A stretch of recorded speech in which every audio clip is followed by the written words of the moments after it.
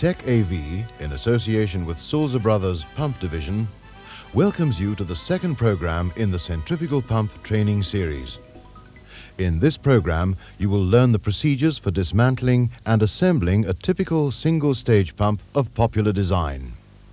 For purposes of demonstration, we have chosen a CZ-type pump, which is commonly encountered in the chemical industry. We also feature an AZ type from time to time when we refer to interior detail. Let's begin by overviewing the construction of a typical single-stage centrifugal pump. Primarily, a pump has three main sections, namely a hydraulic section consisting of the casing or volute and an impeller, and the next section is termed the shaft bearing assembly, comprising the bearing bracket, bearings, and the shaft itself.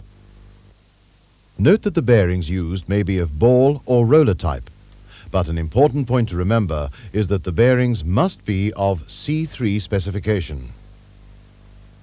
The third section of a pump is called the shaft to seal assembly, which comprises a gland cover. This houses the actual seal assembly. A typical shaft seal unit is comprised of packing rings, a lantern ring, and a gland to hold and compress the packings into the stuffing box.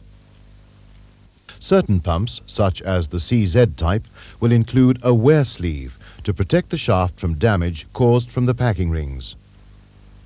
The procedure for dismantling and assembling single-stage pumps is not complicated, but certain points should be kept in mind whilst you perform the operation. We shall discuss this after the break.